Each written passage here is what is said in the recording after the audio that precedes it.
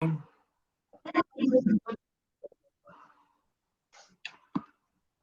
you, Mr. Zoom Master.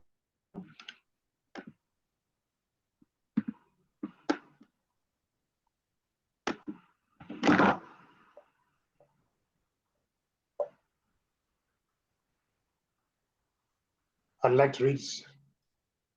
Welcome to Leadership Speak, an advanced Toastmasters club for leadership development. We are one of the top 5 clubs globally. This is Dan Odero, your Sergeant at Arms, reporting all the way from Nairobi, Kenya.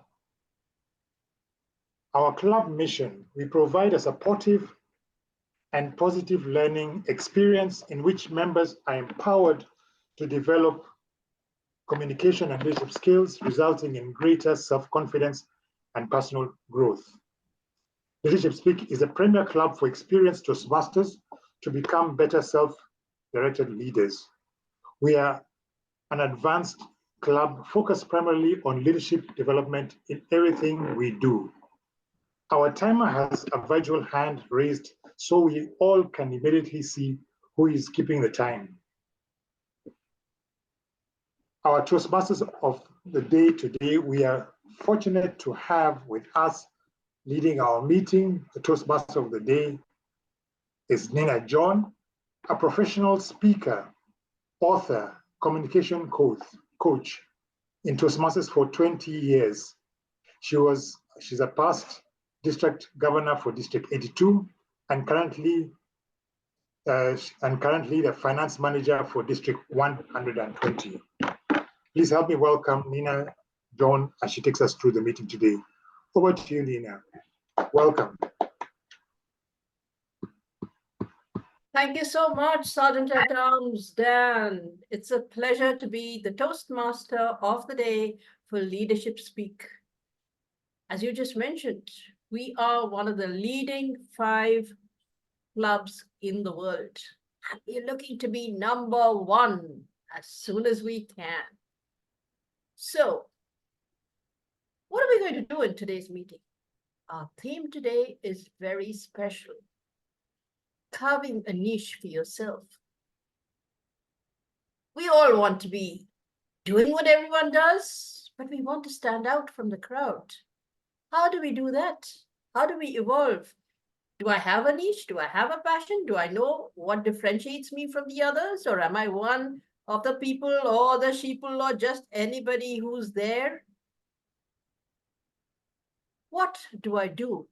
How do I grow? Leadership Speak is one club that will help me evolve as a Toastmaster, as a speaker, most importantly, as a leader. And we're going through the normal 3 sessions, the normal sessions of any Toastmaster meeting. We're going to start off, we have mainly our prepared speeches and evaluations, but remember that in Toastmasters at Leadership Speak, we always have something special. One of the things that we have is the raising of the toast. This is a feature unique to Leadership Speak, and I would request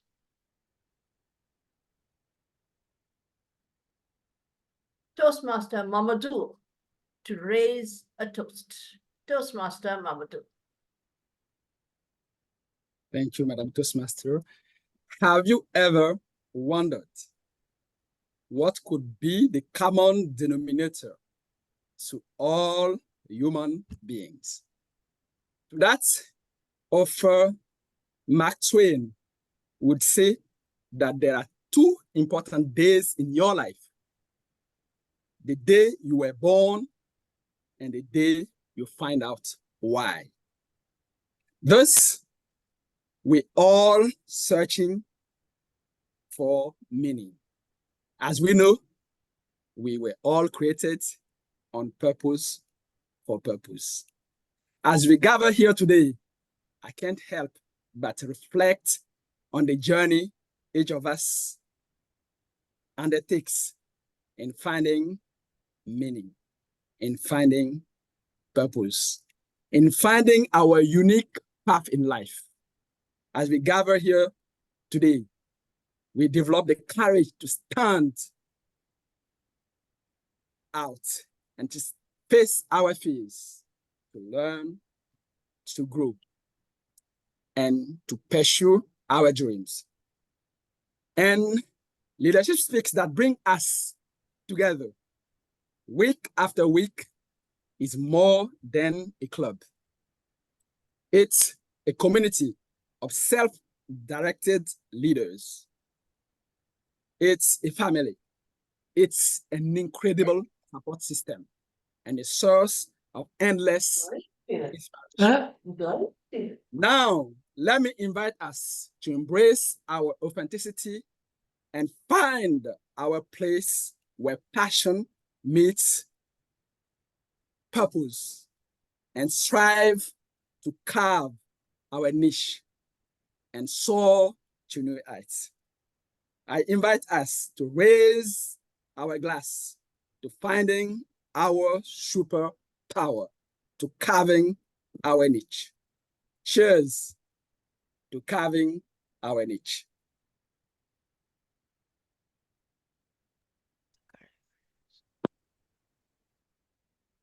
Thank you so much, Toastmaster Mamadou. That was a wonderful toast. And we were all thinking about exactly the same thing. As the Tony winners, recently there was a award celebration where they said, a lot of the winners said, a toast to myself. I love myself. And I think that's really important. Have you recognized yourself as a leader? Have you recognized yourself as someone important? Have you recognized yourself as someone who can make a difference in the world? That's when you start worrying. That's when you start wondering. And that's when you start carving a niche for yourself. We will now have our timer. Jyoti Thomas, indicate the timings. So, Madam Jyoti. Hello, I'm Jyoti Thomas, your timer. I shall time your speeches according to the time indicated in the agenda. I will flash the following cards according to the time: green, amber, red. I will also post the time taken by the speakers on the chat box, and at the end of the entire session, the evaluator's timing also will be completed and posted on it. Thank you. Over to the Toastmaster of the day.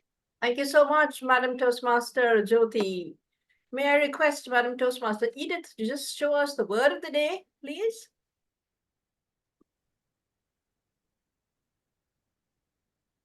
Good afternoon from Zimbabwe. Madam Toastmaster, fellow Toastmasters and guests, I am your grammarian this morning. As grammarian, it is my responsibility to pay close attention to all speakers, listening carefully to their language usage. I also take note of any improper language, as well as any outstanding words, quotes, sayings, or thoughts. As grammarian, it is also my duty to introduce the word of the day. And for today's meeting, the word is eminent. Eminent. It is also displayed on my screen. The word eminent means noticeable or worth remarking on, or having great prominence for outstanding character or quality. An example is the eminent professor delivered a captivating lecture on quantum physics to a packed auditorium. Used in another way, I aim to become one of the world's most eminent metaverse safety experts. Each speaker is encouraged to use the word of the day. I will give the grammarian's report when called upon during the meeting and also report on the usage of the word of the day. Thank you, Madam Toastmaster. Back to you. Thank you, Madam Toastmaster Edith. And now we go on to our main meeting. We start off with a very eminent speaker, the president of Leadership Speak, an executive coach who actually has a life outside of Toastmasters. He is a governance and risk management expert, but his passion lies in Toastmasters, and he has been instrumental in bringing Toastmasters at Leadership Speak to this level. He's going to tell us all about what carving a niche is all about, and we're going to hear from this eminent expert who coaches eminent executives what carving a niche is all about. Over to you, sir. Toastmaster Asif.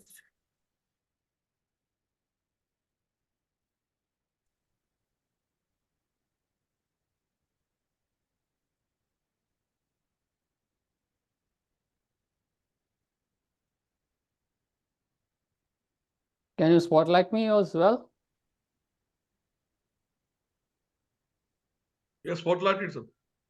Okay, great. You are able to see my presentation as well as my video. Yes, we can see you and your PowerPoint. Yes. Fantastic. For the Toastmasters guests from all over the globe, today, while we are perfecting our craft, our leadership, as well as public speaking skills in Toastmasters, it's very important to understand this marketing concept as building your niche. Now, gentlemen and ladies, why should we be building our niche? And what do you mean by a niche? You see, this is a marketing concept, so think about a huge market. When I say market, think about like, for example, let's say any product. Let's say about cars, vehicles. You have many, many types of vehicles, correct? Out of that, you want to slice a niche, a pie.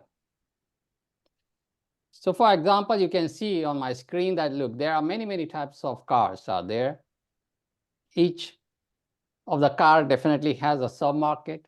Overall, there's a huge market of cars. Let's say we chunk up more. You can say there is a market for vehicles. It could be cars, trucks, railways, airplanes, whatever. Lower down, we come and say, okay, look, in the car market, what all kind of cars do we have? So whether you have an SUV or we have a convertible or a sports car. When we think from the global perspective, global market for cars, or whether it's a US market for cars, or it's a Canadian market or Indian market, or from an Africa market in a specific country, it could be Nigeria market for cars. You could think from that perspective. And let's say, how much of it as a huge market, a slice of it, I can have it. And when I say I can have it means who am I? So think me like, I'm the owner of, let's say, Toyota company, Hyundai company. And I think about, what further we're going to manufacture. That's one way to look at a niche market. So what do you mean by a niche market is you're identifying a specific or a market segment where you excel, you have a unique expertise, or you can definitely provide value. So when we say that, you can identify a specific market segment where you can excel, then why should I do that? Well, in a long, long time back, people used to do, let's say business. So say, okay, develop a product and go ahead in the market and you develop your product. You think that, okay, this is all what the market would require. And you give it to the market, correct? But you never go back and listen and see, okay, what does the market requires? Do they require anything? Do they have a specific requirements? That time, this gentleman, Theodore Levitt, a renowned business economist, he made a marketing research and, put an article and said that, look, it's very, very important to keep the your customers in perspective. Now, when the customers definitely have their own perspective, they have their own requirements. When do we think that, they have the specific requirement means I'm not moving from my product, thinking, oh, this is what I'm center at, but I'm making now the customer as a center. And I say, oh, look what the customer requirements are. There was one more research done at the time in 1980s is that, Ulrich and Jack Trout popularized this concept of niche marketing is positioning, the battle of, in this article and book, the battle for your mind. Now, what does that? He said that, look, when a customer thinks of a product or a service, what is it into his mind? So, for example, when you think about quality, what comes to your mind when you buy a car? When you want to, let's say, buy a car, and you say, okay, I want security, what does it come to your mind? When you want to say, more power, then what kind of a car comes into your mind? Correct. So that's your positioning, in the mindset of a customer. So what happens is that, look, when you don't do a niche marketing, as a business person, you wouldn't have a focus as to where should I, because look, you have resources, right? Money, you have manpower, you have technology, machineries. Where should I be focusing my investments on? What should I be manufacturing? What kind of a service should I be giving, rendering? Correct. You would have an increased competition, means like, you don't have a product differentiation. Everything would be generic. I mean, let's say, oh, you want a car? Okay, let's go and have a car. That's it. And there's so much of competition then, like, so there's no differentiation. And then when you want to go and market your product, it would be so difficult. The reason is that everybody is doing the same market, correct? Customers wouldn't be loyal to you, and you wouldn't develop an expertise. Okay, so when you discover the niche, at that time, what will happen is that you will be not only be able to focus your efforts, but also you will be tailor your products and services and be marketing your goods and products specifically to that market. By doing that, what you will be doing is that, you will become a specialist. And as a result, what will happen? You will get more sales, ready sales. And a loyal customers, for example, this kind of people. Who are they? Anybody can put in the chat and say, okay, the Harley Davidson guys, those kind of gang. So that becomes,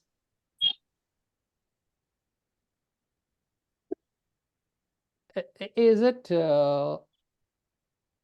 have we crossed the 20 minutes?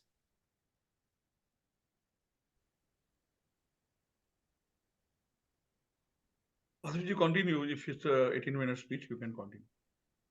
Oh, no, but I just want to be sure that, I've gone to 20 minutes now. It's just 7 minutes, 7 minutes. With just change. Oh, so now how much time did I cover? 7 minutes? Jyoti ji, can you tell? Yes, it's 7 minutes and 41 seconds. Please continue. Okay, thank you. Because fantastic. I was thinking that today time is flying so fast. Okay, great. Well, thank you, Jyoti. Look, so when you build a niche, you definitely have a loyal customer, right? Like this Harley Davidson people. And so what happens is that, similarly, I just gave an example of a product. What happens in profession as well, like doctors, lawyers, or you have teachers, you have even in occupation, jobs, what happens? Let's say an accountant. Are you specialized or not specialized? Do you face a competition or not? For example, there's a job vacancy and then you apply for an accountant position. How many thousands and thousands of people would have applied for it? I'm not going to talk about, let's say, a country like Canada where you have, very few people, but let's say go to populated countries like places in India or even in UAE, or you go to in US as well. How many applicants would be there, right? Now that happens in profession as well for doctors. I mean, doctors many times say, oh my goodness, there's so much of competition I face, like, their customers are less. Yeah, that customers are obviously patients. So do they also face issues? Yes. So why shouldn't they be doing a niche building? Okay. So let me come to the steps of building a niche. Now we have understood that, look, by building a niche means, carving a small pie of the global market. We can specifically target our services to a specific set of customers. But what is that? So the first step would be that, I need to do a market analysis. In the sense that, one of my slides which says, this is a car market, then I need to understand by doing a research as to what does this market mean? How huge is this market?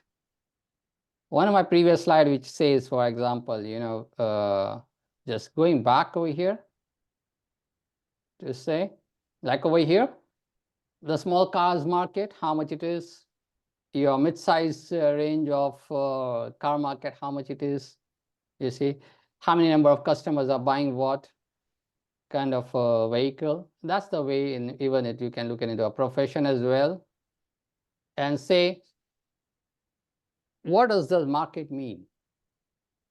And once you do the market research, also then you do is like, you try to understand, okay, what are the customer requirements? The customer requirements could be, for example, let's say I talk about car, like, I want a car which is cost effective in terms of maintenance. If I have to travel a lot, then you say, okay, I need to save money on my petrol, so the car should be giving me more mileage. Or somebody, as a customer, could say, really, I want comfort, luxury. Somebody might want a thrill as a customer, so that person looks for a sports car. So once you get an insight of what the customers are, now there's customers, are specific to even a locality as well, or a class of people, as like salaried people or ultra rich people as a customer, or somebody who is, very, very cost conscious. So once you get your customer insights, that's where you get to understand, okay, what are the challenges these customers are facing? What are their wants? And then you try to drive or draft a problem statement and say, okay, look, this is the problem which I'm interested to solve. This is that niche market where I want to address their requirements. Because unless and until that's clear, you will be too focused on a product rather than on that customer or your consumer. What are the challenges? So once you frame a problem statement, for example, what could be an example of a problem statement? Could be like, let's say this consumer, is not getting a thrill out of, driving this car. Oh, I want to give him a thrill. This customer is not getting that comfort level while driving a car. Okay, let me give him the most ultra luxury for that. Not because that person is traveling to and fro for many number of kilometers, has a lot of money, and says, okay, I care about be comfortable. Right? So that's the kind of problem which you want to solve.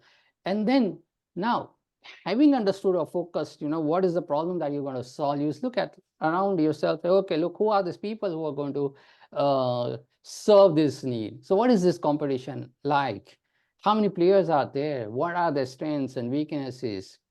And that's in the competitive strength, you do your SWOT analysis and say, okay, look, let me focus on this particular area. So you find out that opportunity. Now, what is there for you? in this particular field, vis-a-vis your own now strengths and weaknesses. You define your opportunity, and then you want to validate that. Now, how do you validate your opportunity would be that, look, you may build a prototype or you do a market back research and say, oh, look, this is the product which I, take it out in the market, or the service which I take it out in the market. Let me see how many people are going to buy it, or they are buying it or not. That's a market validation. And once you have derived this, you want to then drive upon your value proposition. Means like, get into the mindset, which I previously mentioned about, if you remember, the research which Al recent mentioned about it, in the book, The Battle for Your Mind. What does the customer retain in their mind? Which product, are they really liking it or not? Then, so now the question comes like, you all Toastmasters, what is there for this niche building with respect to Toastmaster? Why should I be knowing about, or how should I be benefiting out of this? Look, Toastmaster is a very wonderful platform where we can, what we can do in Toastmasters, experiment. I mean, it's not much of a risk over here, right? If I want to come and experiment over here on various things, and obviously I get a feedback as well, then this is the best platform where I can also start thinking about building a niche. For example, let's say I'm not going to talk more about that car and such things, but just to give a clear example, let's say we are into a profession of, let's say, public speaking. I want to improve my public speaking skills. I don't know, what kind of an area or niche should I be talking about? Should I be talking about, accounts, or should I be talking about risk management? Should I be talking about vacations? What is it that I should be talking about as a speaker? I can come here and, for example, like myself today presenting, I will get definitely a feedback. And that's the way I'm testing my skill sets, what I'm really good at. Did it resonate with the market audience as well? I mean, who are you as an audience? Now think about that, I'm being a coach, and I want to give fantastic evaluations or feedback to my customers. And in that case, when I do evaluations over here in the Toastmasters platform, that's where I'm going to, get an understanding of validation that, whatever opportunity which I saw as giving feedback as a carrier, would it really work or not? So that happens, I can test over here in Toastmasters platform. Similarly, let's say if I want to be and, doing an event, then I can look at from the perspective of this role play as TMOD, and I see I can hone my skills. Is it really good for me to be a TMOD versus running an event and be a master of ceremonies kind of a career? Would it be good for me? So apart from that, yes, there are so many leadership opportunities available in Toastmasters. That's what also I can develop my niche and look at. For example, let's say VP membership. Now that's a marketing area, right? So I'm an accountant and I'm fascinated about, no, I want to be a marketing guy, person. I can take up the VP membership role and try to see how much more marketing I can do and how good I am at. And I can get a feedback for that as well, right? So with this Toastmasters, as leadership speak, we are more specialized in that. That's a niche concept. In Toastmasters, there are so many clubs all over the world, and we are in a niche as that, like the service which you are offering is leadership and communication. So every week we have this opportunity of giving an educational presentation, and that's where we hone our skills. We try to understand how good I'm making this subject understood, as I would be getting a feedback on my speech. Now, this will really help me to practice my presentation skills in 20-minute speech. That's what leadership speak is quite different from all other community clubs or even Advanced Toastmasters Club, that we give this kind of an opportunity. It's a niche club. And not only that, we help our members to get straightforward evaluations as well over here. We are known for that. We are not into very sweet kind of an evaluations you would be getting over here, but that's a niche. But so the customers we attract over here are consumers to experience Toastmasters. For them also, this concept, their service is very important. If you are not, faint-hearted person, it would be very difficult for you to get feedbacks over here. So as a Toastmasters concept, like, niche building is very, very important. The way you can understand this concept of niche, why you should not be too generic, be too spread out, know your strengths, know your weaknesses. What is that opportunity you are looking for? And when you do come to Toastmasters, how would you like to exploit this platform for your benefit, for everybody else's benefit? That's what we are going to look forward for. So that, you see, for example, one more concept, what we were trying to do in Toastmasters at Leadership Speak as well, for everybody else to understand why you want to be concerned about this niche and what all opportunities you have over here in your niche building is that, for example, you want to give a speech and you are, a coach on executive management. Then you focus all your speech material, all your, the number of speech which you give in your pathways around that area, different topics you think about it, and then you just talk only about those areas. So that's the way you would be able to develop your niche in Toastmasters as a platform. So I think that, for all our Toastmasters, it's very, very important to understand this concept of what do you mean by niche building. That's a marketing concept. Rather than being too generic and spread out, why not you understand what all customers you are going to service, what are their challenges, and what kind of opportunities you have with them, making a problem statement. Then you look inwards and say, oh, look, I have all the strengths. I'm really interested in this particular area. Let me focus on this aspect and build my niche so that I have a loyal following of my customers. I definitely get a lot more money out of having, more loyal customers and more success. At the same time, since we are all Toastmasters over here, why not even understand and practice this Toastmaster skills in an intentional way, knowing what do we want to achieve at Toastmasters, and look at this kind of opportunity which I showed you on my screen, and various roles in a particular meeting, vis-a-vis also on over a period of like a year's time where you have leadership roles, and then we keep practicing and benefit from this. With this, my dear Toastmasters, I'll leave you with the thought that let's build a niche and grow together. Over to you, Toastmaster of the day. Thank you so much, Toastmaster Asif. So that project from innovative planning covered everything that innovative planning is all about. And pretty much from his profession of risk management, we understand that if you want to make yourself stand out, carve a niche for yourself, stand out from the crowd. How do we do that? We move on now to our next speaker. Have you ever heard of someone who shocked an entire country? Toastmaster Noorul Munawwara has the distinction of helping to electrify an entire country of Sri Lanka. Chief of the Electricity Board and giving an equally empowering performance as the District 82 director. Yeah, she was director while I was a governor, all right? So she's going to talk to us from her path on motivational strategy, level 1, feedback.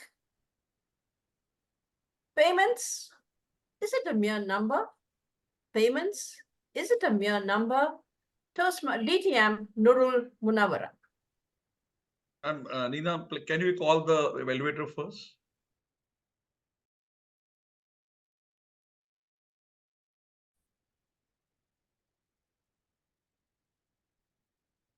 You're muted.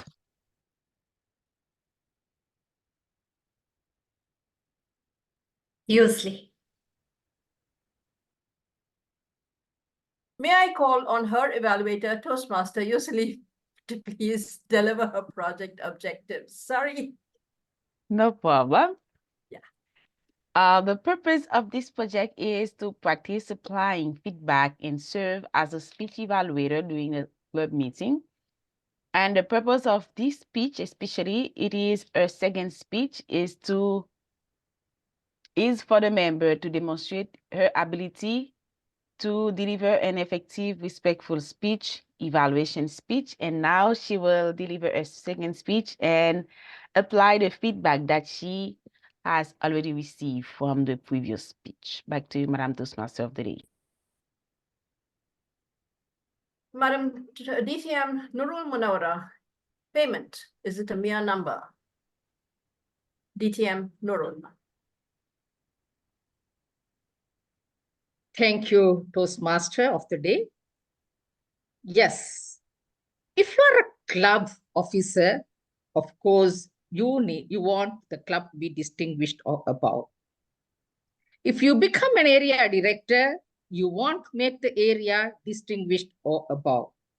And when you become division director, you want the division to be distinguished or above.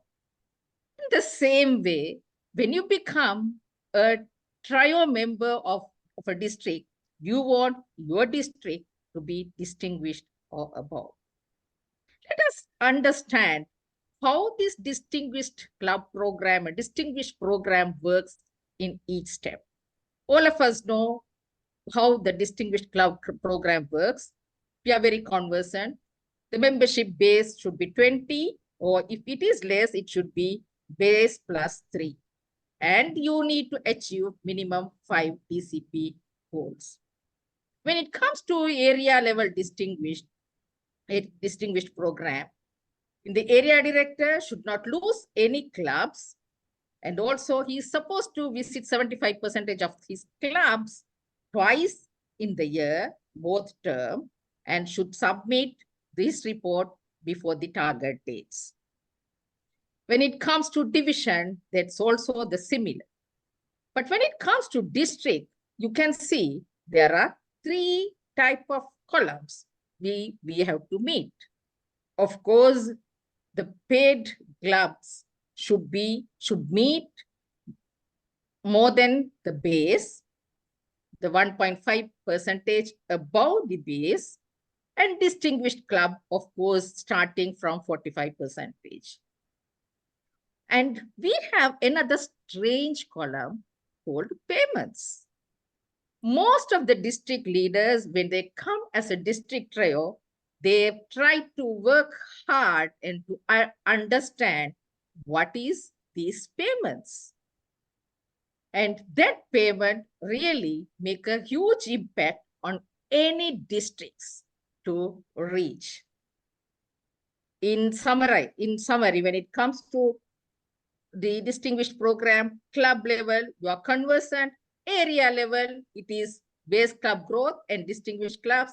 Division level, club growth and distinguished clubs. And district level, based on club growth, distinguished clubs, and the addition is the payments. So what is this payment? All of us know we are the existing members of clubs, and we make 2 renewals. One is in September, one is in March. So we make 2 payments. So these 2 payments are counted as 2.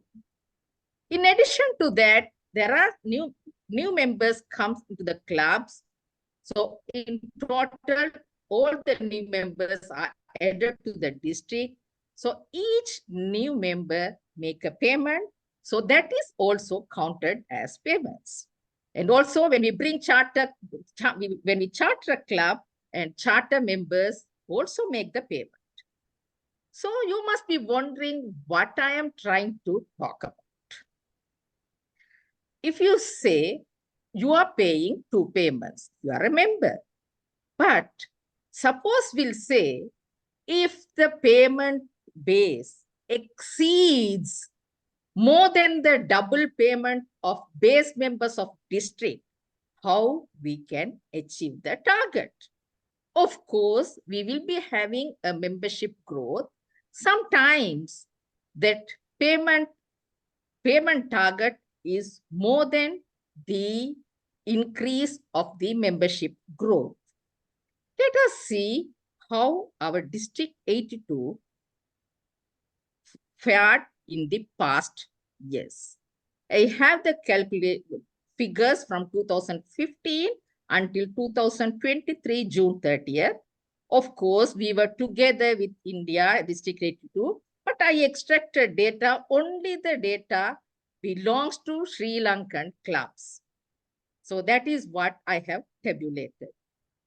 You can see the membership growth when you see the base membership and the end membership, that membership growth had not gone that much far.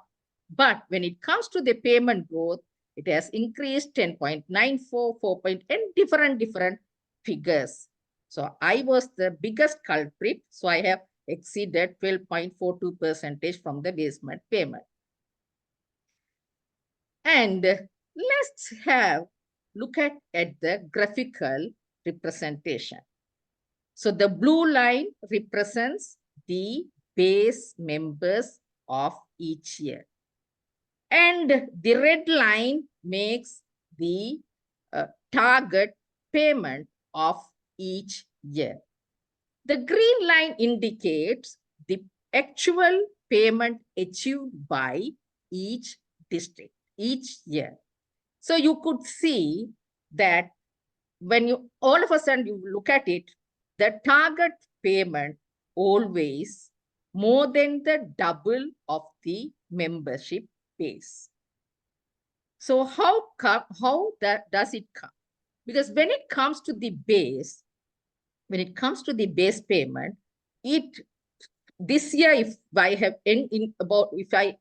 achieved 9,000, next year it starts with 9,000, and that year district should focus to achieve 1.5% growth of that payment.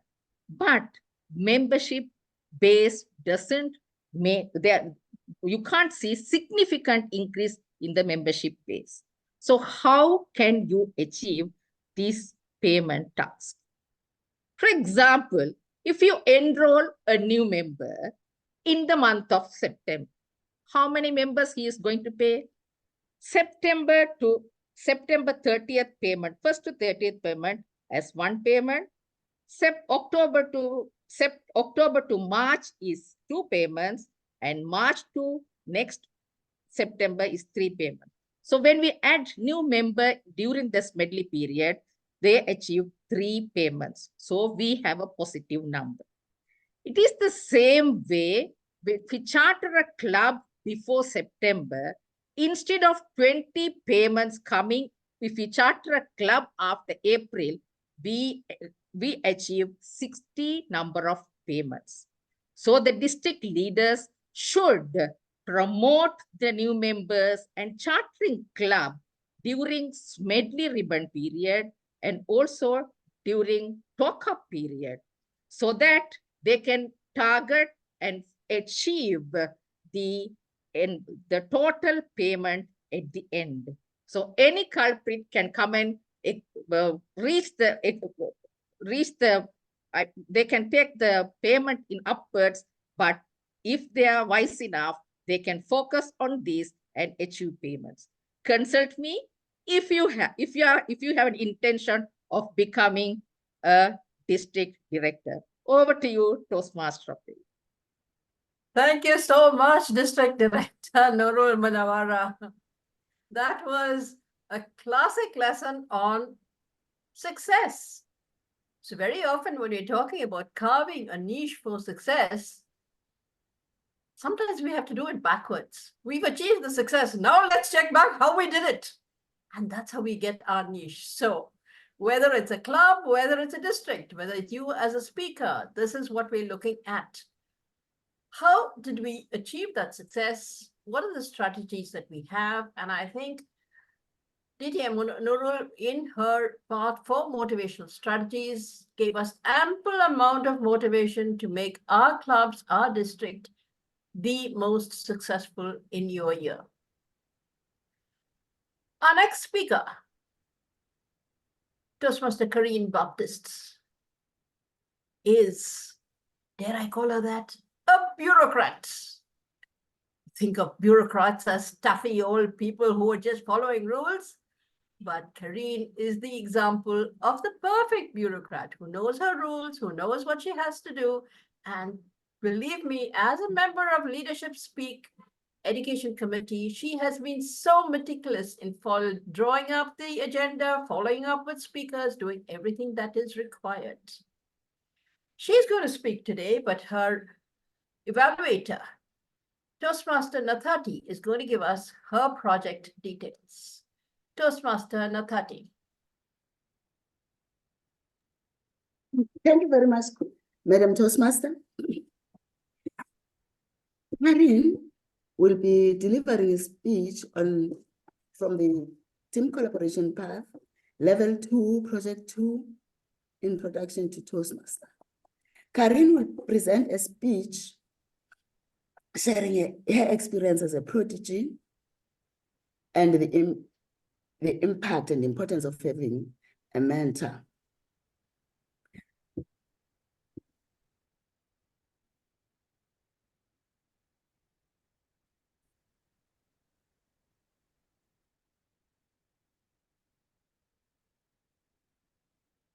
Sathi, you are muted. Did I hand it? Yeah. Nathati, we didn't get the last bit of what you said. The speech will be 5 to 7 minutes. Right. Thank you so much, Toastmaster Nathati. And now we hand you over to Toastmaster Carine Baptiste. The importance of mentoring. The importance of mentoring, Toastmaster Carine. 5 years ago, my boss asked me, Carine, could you please deliver a public presentation for the next week about the topic you have worked? I was a little bit surprised. I didn't have enough time. And also, I'm not ready. He told me, yes, Carine, you can do it. I was thinking about it. And finally, I took up the challenge. The D-Day arrived. Had prepared my presentation, but I was a little bit nervous because I was not comfortable speaking in front of this audience. And unfortunately, it was a disaster.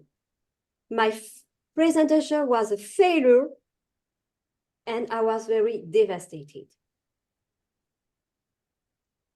After this presentation, I asked my boss, Alain, could you help me to be a better speaker and improve my public speaking skills? He replied to me, Carine, you are an adult. You can manage that yourself. You don't have any help from me. I was very disappointed and very sad by his reaction. Why did he react by this way? Maybe he didn't know how to support me, or maybe he was not able to help me.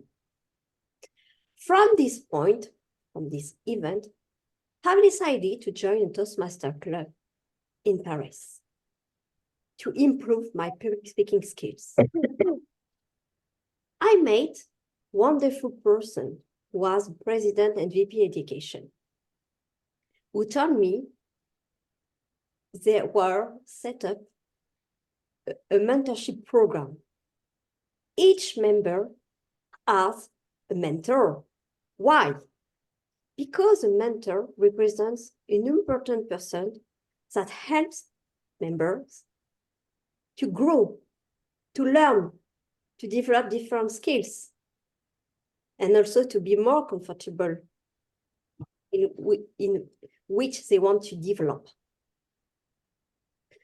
I was very happy by this idea because this is the first time I heard about mentor. had my first mentor. Her name was Shelley. She was, and she is, experienced Toastmaster. She participated in different contests, in different delivers, and she learned a lot of things.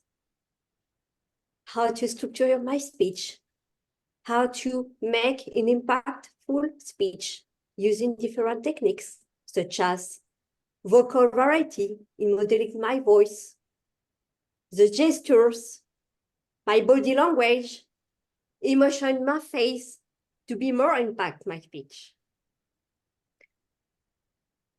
And all techniques help me to be a better speaker and communicator in my club. Because finally, it was a pleasure to deliver a speech. Because I would like to tell something who can have an impact on the members. For the next year, I decided to be a mentor for a new member, Elisa. Elisa is a French girl. She wants to improve her public speaking skills in English, but she was very confident in front of the audience. We decided to put in place a session every other week in order to have a regular meeting and to see Eminent progress she wants to deliver. Elisa was happy to have these regular sessions because it was a pleasure. She learned while enjoying. And for me also, it brings a lot of things because I can have this impact, this power to foster her public speaking skills because it was easy for her to write any speech on different topics. Last year, I had another mentee. The profile was different because Sylvia was very afraid to deliver a speech in front of an audience, especially in a physical audience. Had to convince her she has some abilities, some impacts to deliver her speech. And encourage her to rehearse, to practice. And finally, she accepted the challenge to deliver her speech. It was not easy, but she did it. To conclude, being both a mentor and mentee was an incredible experience for me because I can learn both sides and also to grow. And I would like to share a quote from Maria Lou. I've learned people forget what you did. They forget what you said, but they didn't forget how you made that feel. Thank you very much. Back to you, Madame Toastmaster of the Day. People may forget what you said. They may forget various things, but they will never forget how they made you feel. A mentor is someone who makes you feel good about yourself. And your mentor is the one friend, philosopher, and guide in Toastmasters especially, that reaches you onto your path to success, that helps you evolve as a person. Another person that we have today, whose aim in life is growth, and more growth, evolution of all kinds, is Toastmaster Mrinal Kanti Ghosh. He works in GlaxoSmithKline and was voted as the best amongst 5,000 employees. He's chosen the right path, visionary communication, embracing change, a path to growth, and I will request his evaluator, Toastmaster Dinesh Sharma, to give us his project objectives. Thank you, Madam Toastmasters, and more importantly, Mrinal. Mrinal is presenting the speech from Visionary Communication Level 3, Project 2, deliver a social speech, and the title of his speech is embrace the change, a path to growth. Embrace the change, a path to growth. Over to you, Mrinal. Toastmaster Mrinal. Embracing change, a path to growth. Embracing change, a path to growth. Toastmaster Mrinal.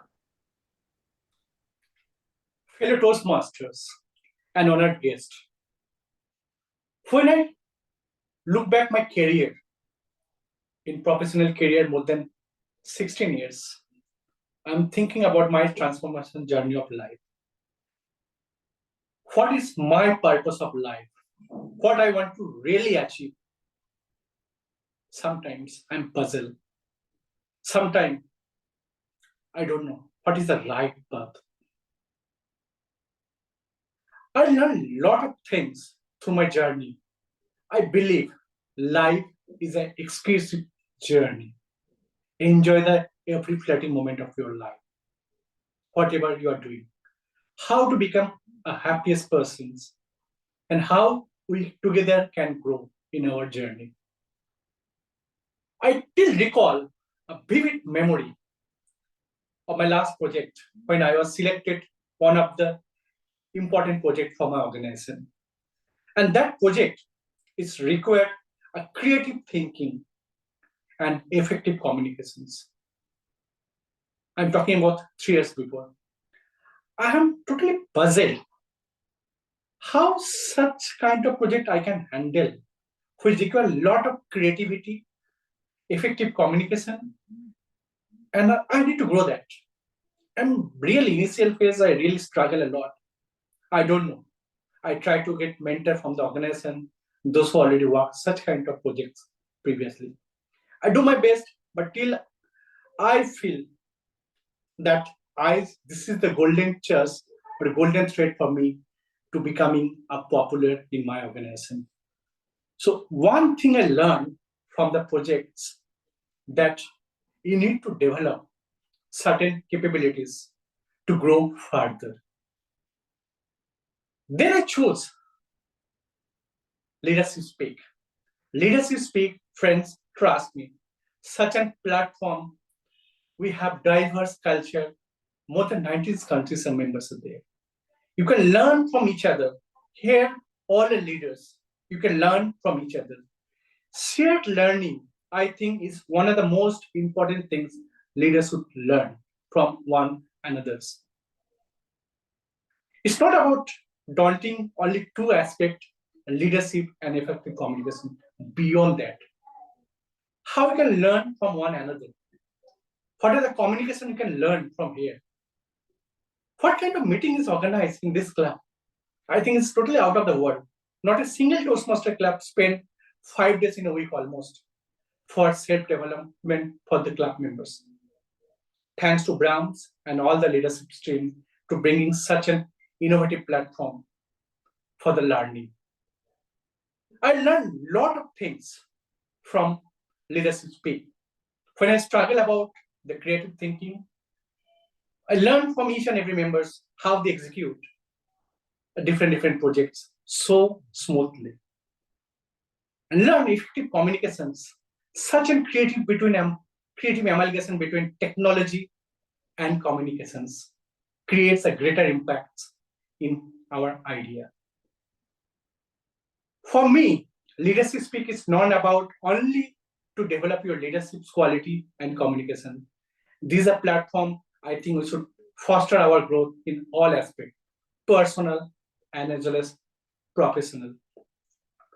But how can we grow further? That should be the example for the Toastmaster fraternity across the globe. Let us, we all are calibered in this group. Let us support each other, learn from each other, learning from each other, and create an amazing, amazing world within Leadership Speak. For me, it's a journey.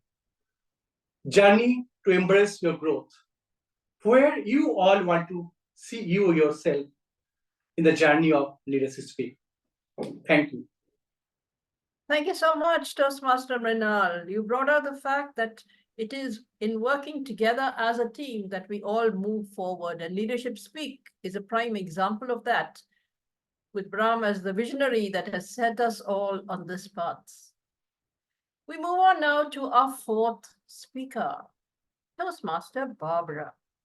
Now, if Asif was the credit risk and management controller, Barbara is a credit control manager at an insurance company. So we have a lot of financial whiz kids in our group.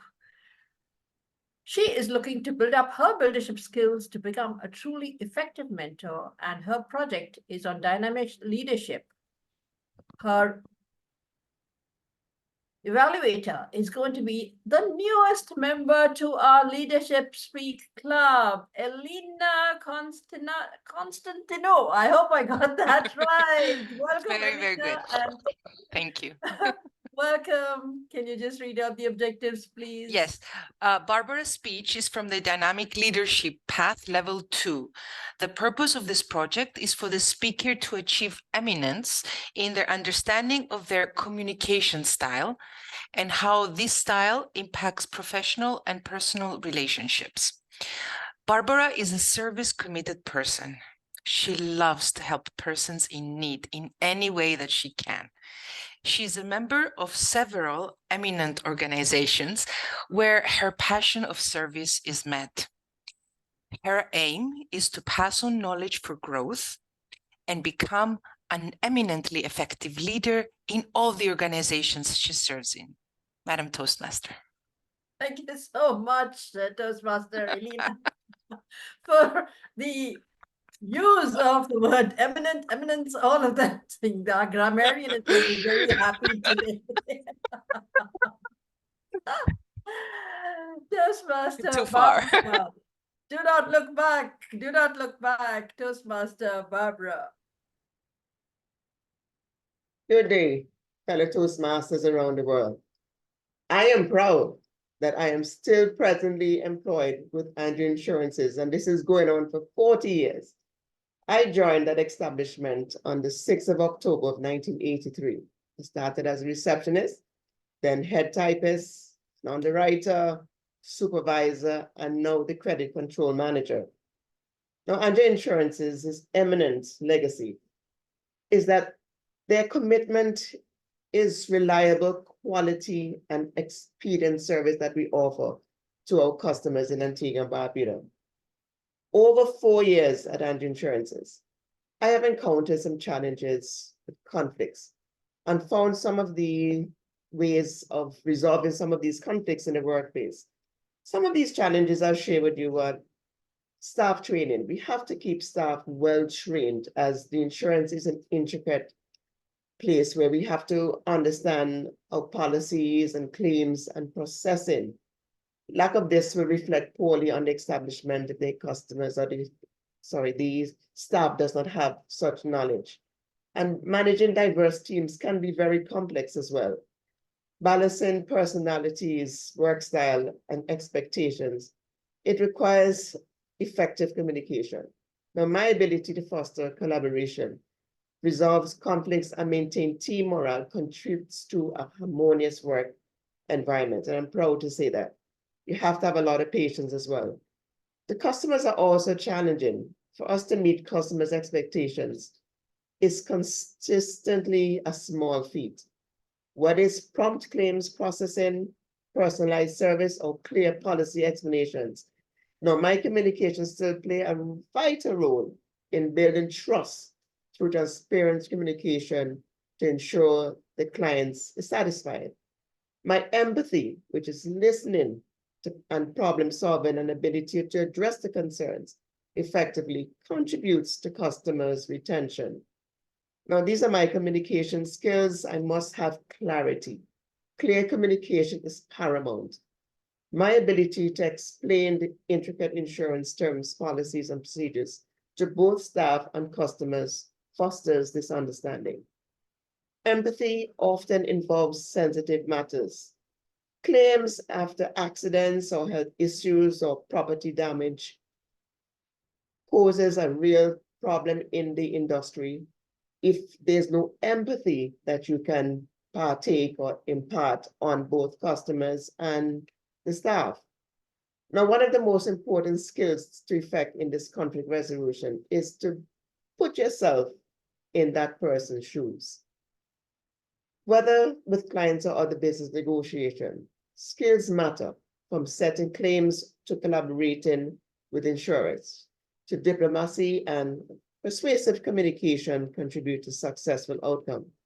Now, my consistent, respectful communication builds lasting relationships with clients, colleagues, and stakeholders. I'm reiterating the communication is very important to do this.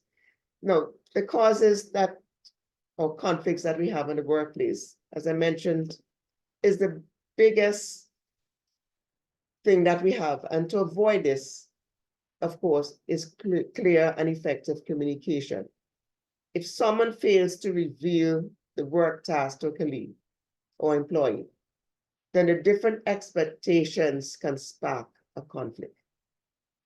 When information must pass through a range of managers and co-workers, there's more chance that it may be distorted and then hence become a conflict.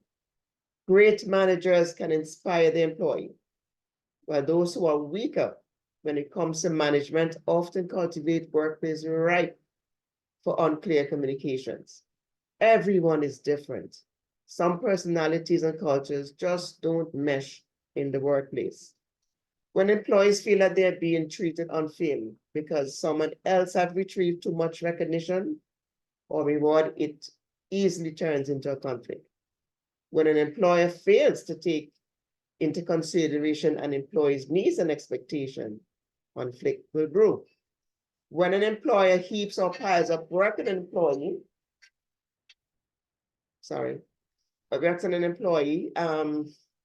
sometimes, and time is well spent, its unresolved conflict can escalate until they affect the entire organization, creating an unpleasant work atmosphere in everybody or for everybody.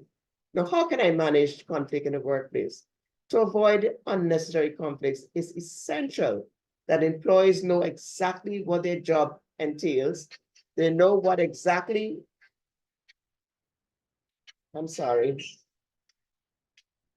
they know exactly what it is that they must do. We create a clear guide for guidance for the employees, for them to follow, to set behavioral behaviors in the workplace. We have to listen to one another's concerns, get the root to the problem. Most issues that arise in the workplace don't come from the surface, don't come to the surface, but it's at the root of the problem that allows us. I'm sorry, I'm putting just a band-aid on it. Now, working against a problem and not the person, which is separating the person from the problem, will go a long way toward helping me find a more effective solution. Remain calm.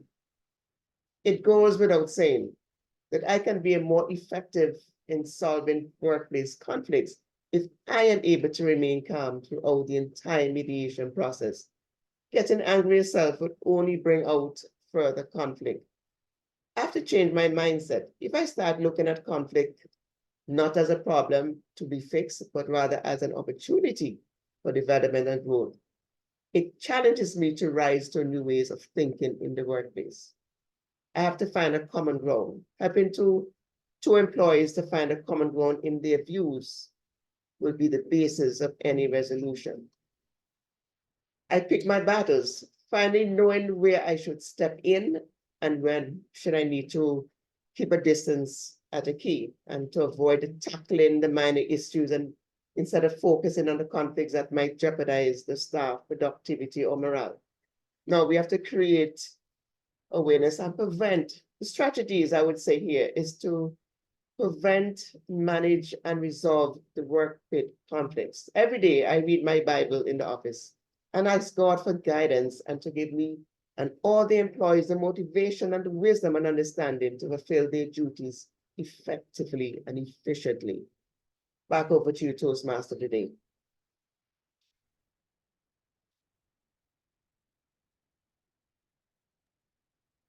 Thank you so much. Barbara, we got to learn so much in terms of communication, where clear communication, clarity, empathy build up trust. And I like the way, although you said do not look back, your quick trajectory of what your work has been like showed us carving a niche for success doesn't mean a helicopter jump from the ground to the sky. Domain expertise is built up step by step, and that is the best success that you can have. We move on now to our next speaker, who is going to present his icebreaker. Toastmaster Elroy is a fitness instructor looking forward to finding his niche in life, and he's going to be evaluated by Toastmaster Tony Bratish. Sorry? Not fitness instructor, I am a business instructor. I'm sorry. Yeah. Zoom master, can you please mute unless someone's giving me a message? Hello. Yeah. So, Nina, as I'm going to evaluate Toastmaster Elroy, there's a quick change. Okay, we got need to be attending something else. Right. So we will have Toastmaster Asif, who's going to evaluate Elroy. Please read out his objectives, and the title is Touch of the Master's Hand. Yeah, so Toastmaster Elroy is going to give his icebreaker speech, and the purpose, obviously, the icebreaker speech is to, say something about our speaker. He's going to introduce himself to the club. It's one of those starting speech. So best of luck, Toastmaster Elroy. Thank you, Toastmaster Asif. I'm Elroy Bars. I hail originally from the colorful and verdant Goa. Born and brought up in Bombay, now Mumbai. I spent a happy childhood in the midst of parents, my maternal grandmother, spinster aunts, and cousins. The lively house full of noise and friends chatting, laughing. Summer vacations to Goa every May were very colorful and lively memories. Changing the train at Miraj, we always look forward to as children, moving from Broad Gauge to the meter gauge. Looking forward to mangoes every season, fish curry, rice, and the thorough Goan fare. The onset of adolescence brought its own challenges. I was very conscious, being very tall and lanky. And this pushed me to join the gym, get into shape, and improve my stamina and physique. Dad was firm, very autocratic, large heart. Mom was very nurturing and always supportive of our children. So I have a younger brother, 2 years younger. And Mom always supported us when we learned the violin,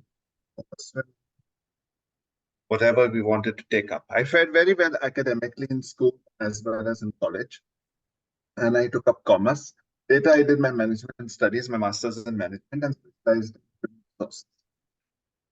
So I worked in a water treatment company. That was my first company. Then after that, moved on to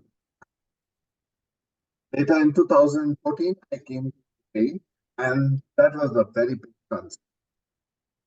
Managing life for the first time on my handling challenges that I have never ever faced before. That was a whole new world that opened up to me, and especially in Dubai. Then I got married in 2007 and came to Abu Dhabi, job, and got into the construction industry. My wife Lorraine has been very supportive and well balanced. I'm being the unstable one. But my son Jake is full of life and always up to something, crazy about cars and aeroplanes all the time. He keeps talking about this flight going here, that flight going there, except his studies and his book don't interest him much. Moving to Abu Dhabi at that point of time was really challenging because it was very high and so on, and finding accommodation, settling down was something that is. But at the same time, to keep me going, I joined Toastmasters at that time and started on my Toastmaster journey. Then I took when I had a change in job, I moved to it was Ana Kalarkalu, and in it was Asif who introduced this club, and I'm really grateful to Asif because he's one person who understands me at a level that most people don't. The last few years I have been teaching, and I have taught at the higher secondary, 9th, 10th standard students management. It's been quite challenging because it's in the local school where the students have no just immersed in other things rather than in. I want to get into life coaching. That is my objective of joining this club. And therefore, I want to hone skills, communication, in assertiveness, in bringing out the best in people. So whether it's like students or young adults or housewives or elderly people, I want to teach and coach about life. Now, the advent of COVID definitely brought its own challenges. And besides doing online teaching and coaching, I also had to handle illnesses of my mom and ailing relatives back home in Bombay. That was really, really challenging at that point of time. But somehow or the other, people chipped in, unknown sources chipped in, and we managed to get along. Moving forward, now I am in my mid-40s, and I sense that I have more years behind me than in front of me.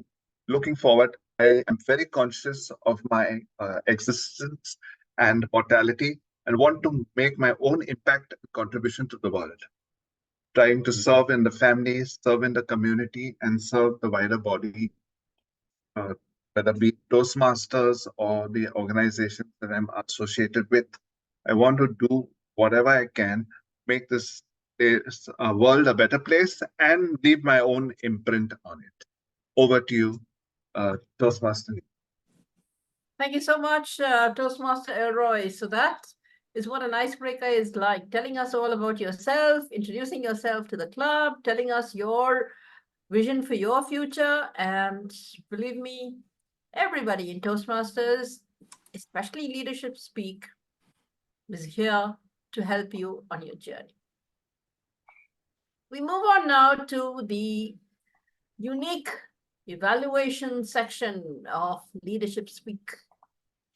Every speech has its own evaluator. Every speaker has their own evaluator. And steering the ship today is our general evaluator, DTM Rosie Rana.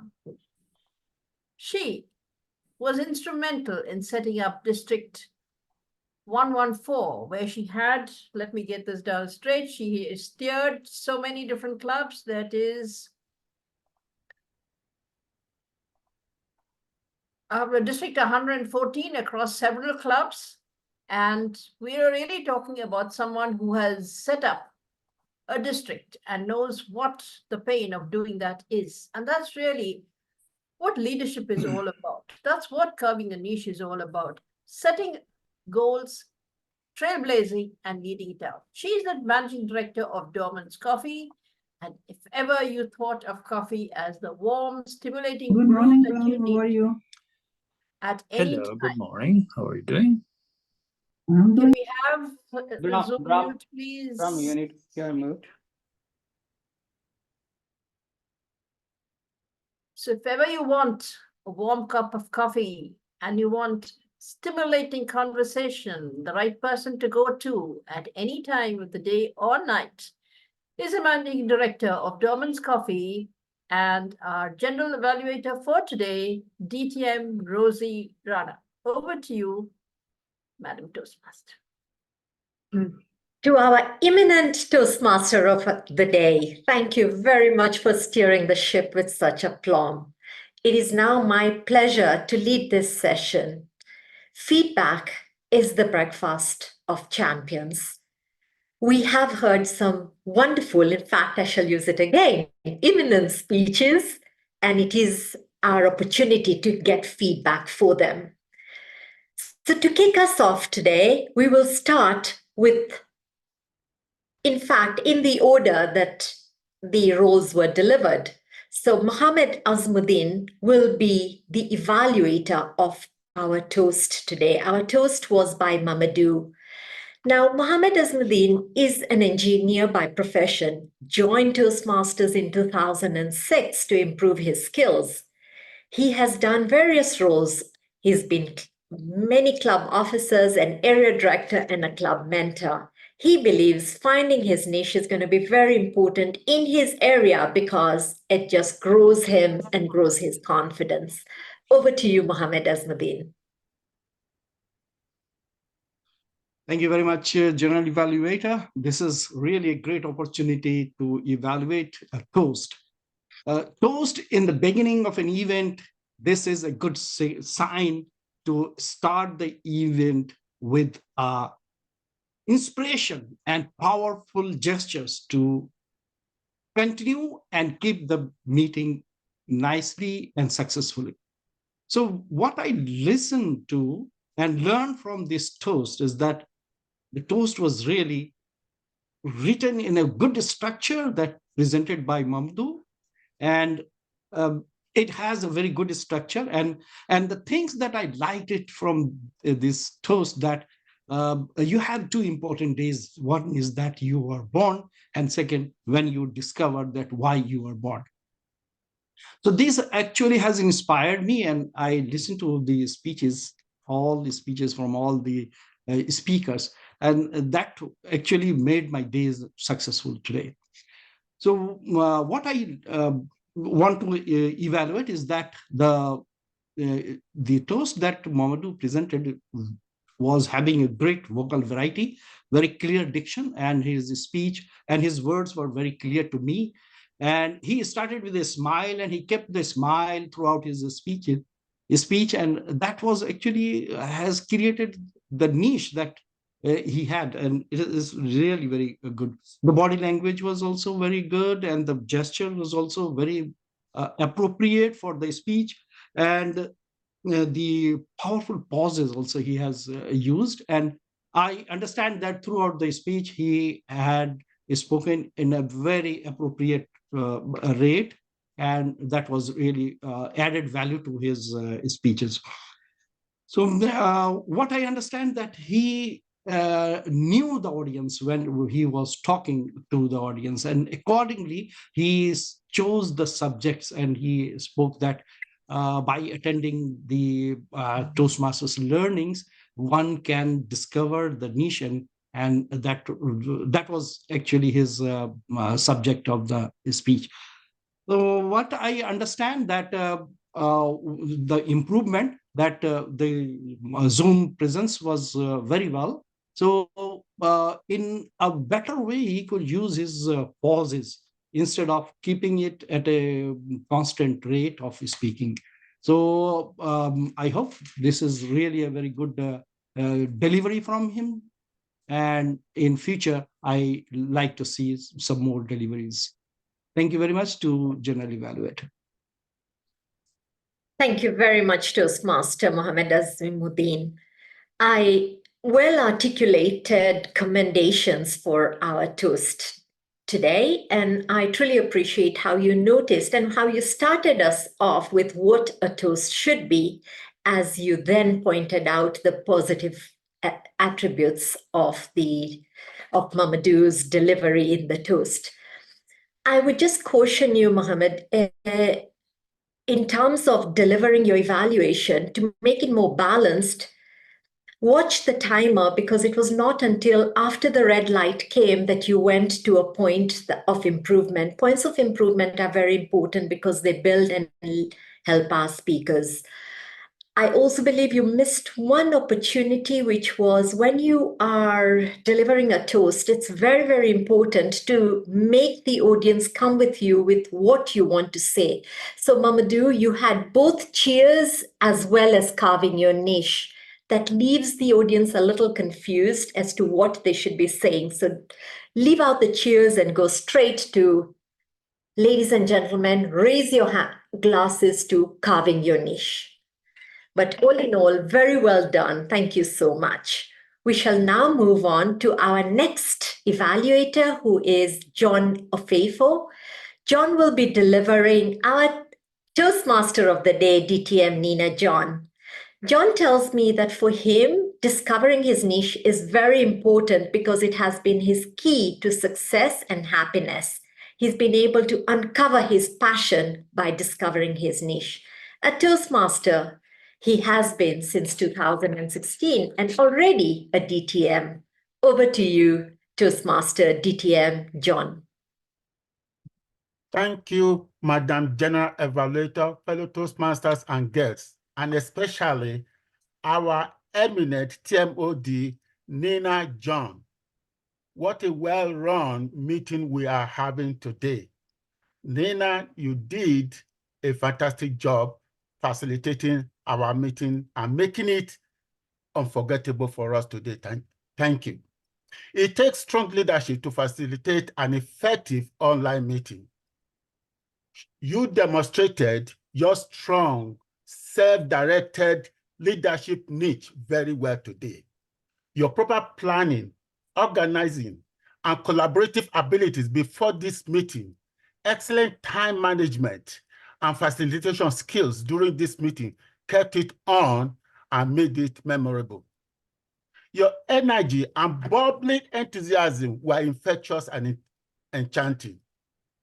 Your introductions of the role players, pacing, and smooth transition from one segment to another, from one speaker to another, were seamless.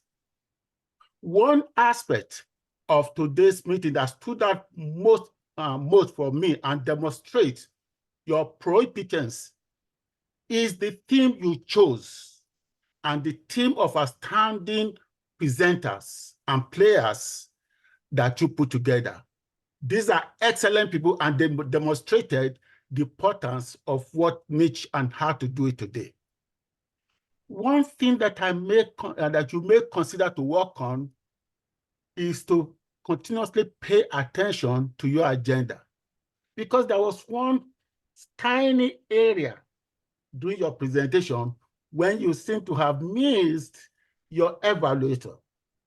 So you did a great job. All in all, I have nothing but to let you know this little area to avoid a little sleep, because if you don't pay attention, it may continue to develop more. So all in all, our eminent Toastmaster of Nina John, I see greatness in you. Keep up the excellent job. Back to you, Madam General Evaluator. Thank you very, very much, John. What a beautifully articulated feedback. I'm particularly impressed at how you used adjectives to truly emphasize the speaker's attributes. Like it was not just saying she was energetic. You talked about her bubbly enthusiasm. You talked about her smooth transitions. Those sort of adjectives truly emphasize and make a speaker, really uplift a speaker. That was truly beautifully delivered. I also liked that when you pointed out an area of improvement, you made her feel it's something small, it's easy to do. So all in all, a balanced delivery and DTM Nina John, no doubt, had started this preparation very early. I was honored to be part of the group and to see that this didn't start today. It started a week ago, well before she created the group. So thank you for that feedback to her. I'm sure she's truly encouraged. Thank you. We now move on to our leadership education speaker. Toastmaster Asif, our president, was the leadership education speaker. And to evaluate him today is our Toastmaster, Angela Brown. Angela has been a dedicated Toastmaster for, she says, 3.5 years. But it's incredible because when I look at the positions she holds currently, she's a club coach, she's an area director, she's a president of another club.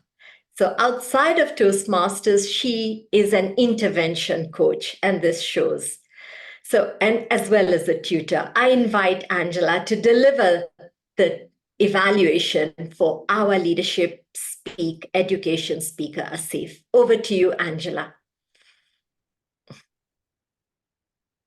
Good morning, good evening, good afternoon, wherever you may be.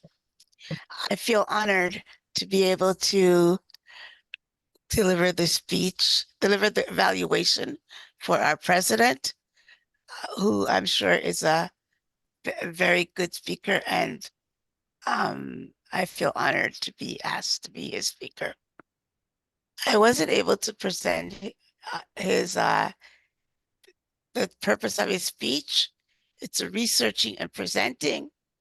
Research and present an unfamiliar topic, organize the speech clearly to maximize the audience understanding, craft clear and engaging transitions between main sections of your speech, use and cite sources to support speech content, make source list available. I like to say that you did a very wonderful speech. It was very engaging and well-structured speech, providing valuable content to the audience. It had good audience engagement. As I looked at the audience, everyone was very engaged in your speech. You asked thought-provoking questions and you maintained eye contact. The audience was very involved in the presentation. Your slides, the visual aids used in the presentation were impactful and relevant to the content being discussed. The images were clear and well integrated into the speech, enhancing understanding and retention of the key topics. It was well organized with clear introduction, body, and conclusion. Each point flowed logically into the next, making it very easy for the audience to follow along and understand the message being conveyed. I just have a few ideas for improvement.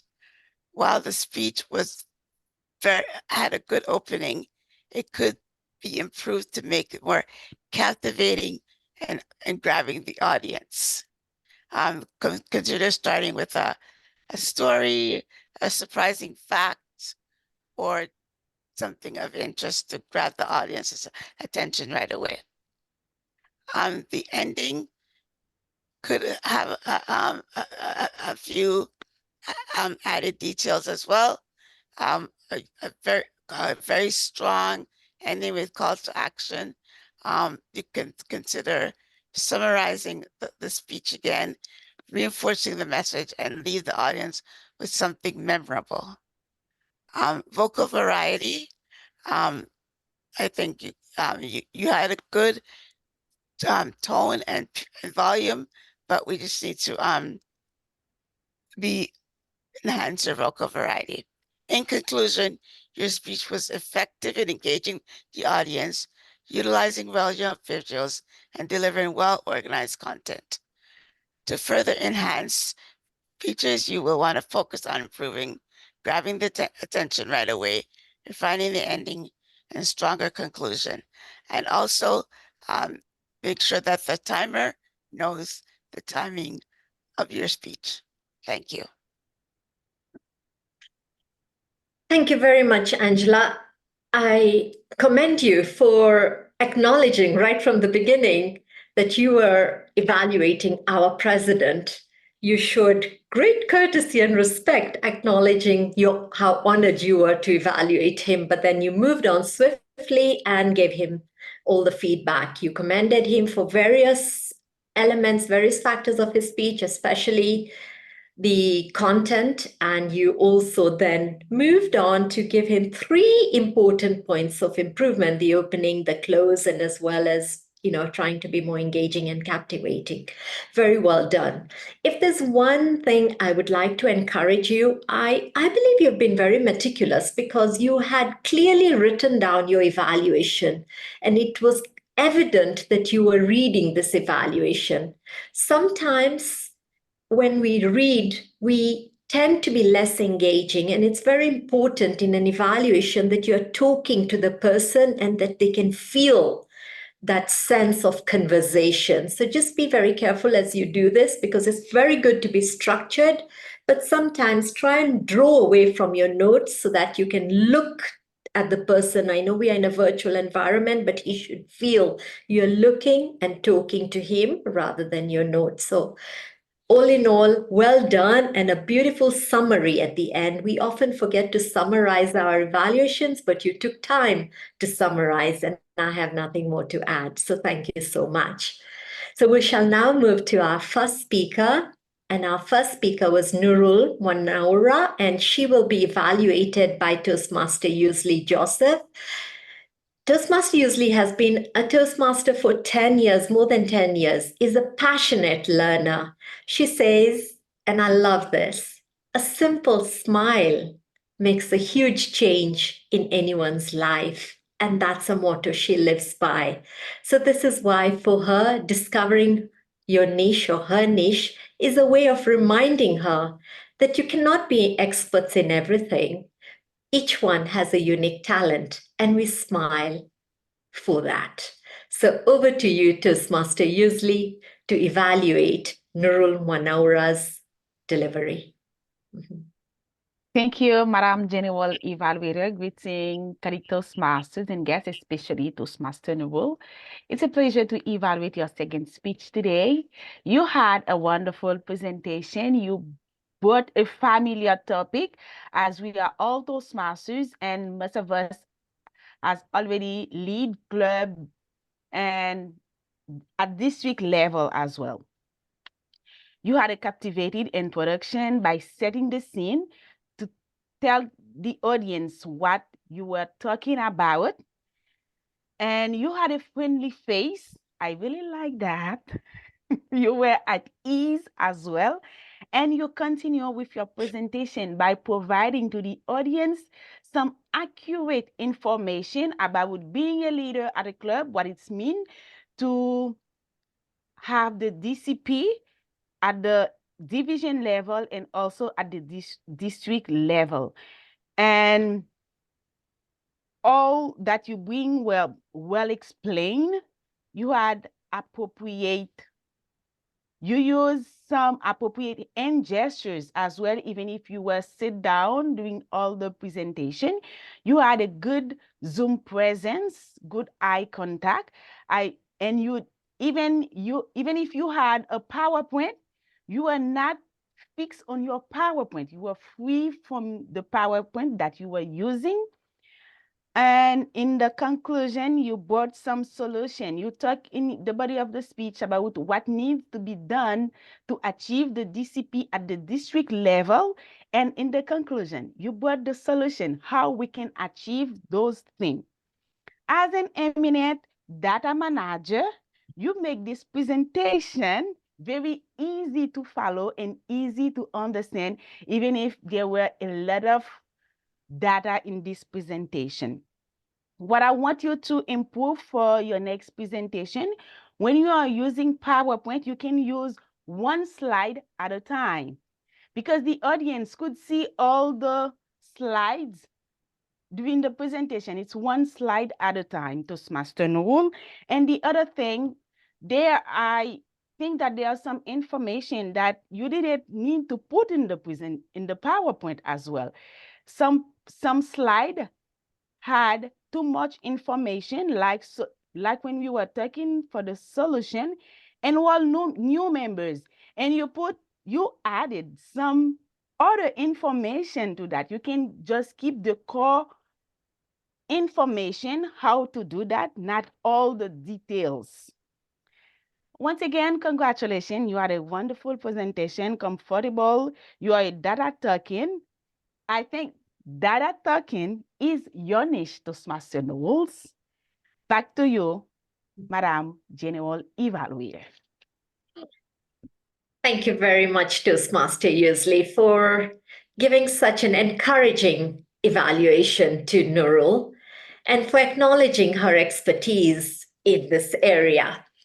You were able to give a very balanced evaluation, pointing out what she did very well and highlighting the fact that her presentation could have been, maybe I can put it in a different way, should have been in slide mode. If it's in slide mode, we are able to see the full presentation rather than all the bits and pieces.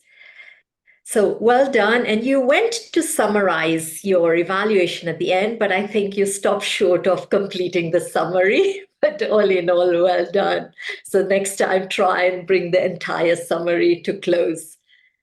For Noorul, I would feel there's one missed opportunity that she had to engage us a bit more. So Noorul is a passionate Toastmaster of District 82, having been a past leader, so very credible to talk about payments. I would like to encourage Noorul that when she comes to a different audience, a new audience, a global audience, because we belong to District 86, it would have been nice just to bring in the snapshot of District 86 very similarly to how she did 82, but rather than completely focus on that, just draw your audience in because this is who we are speaking to. But I imagine this is a speech she's preparing for her District 82. It just would be useful. So thank you very, very much for that, Toastmaster Usley, and of course, Noorul. So we move on to the evaluation of our next speaker, who was Mrinal Kanti Ghosh. And for Mrinal, my apology, backstep. We will now be moving on to Tati.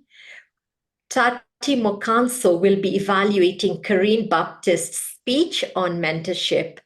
So for Tati, she's a proud Toastmaster from South Africa who joined. Listen to this. She's with an advanced Toastmasters club, but she joined in October 2022. Yet look at how far she has come. She says that discovering her niche is very important because she can focus her energy, she can focus her effort in one direction and master the art and the skills in her area of interest. Ladies and gentlemen, join me in welcoming Tati Mokanso to deliver the evaluation of Carine Baptiste. Over to you, Tati. Mentoring is a brain to pick, an ear to listen, and a push in the right direction. Those are the words of John C. Maxwell. Congratulations, Carine, for a very clear and detailed speech. You delivered with a very effective opening, which captured me and kept me on tenterhook. 5 years ago, that's how you opened it. You set the stage very clearly and achieved the objectives of the project, that of communicating how the Toastmasters perspective on mentoring, as well as your role as a protege.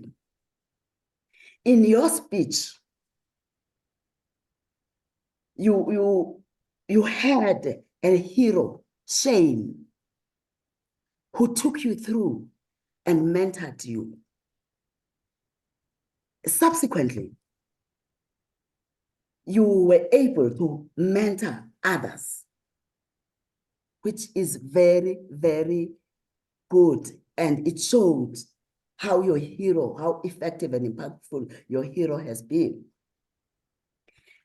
you gave us a quotation by Maya Angelou, which says, people may forget what you said, people will forget what you did, but people will never forget how you made them feel.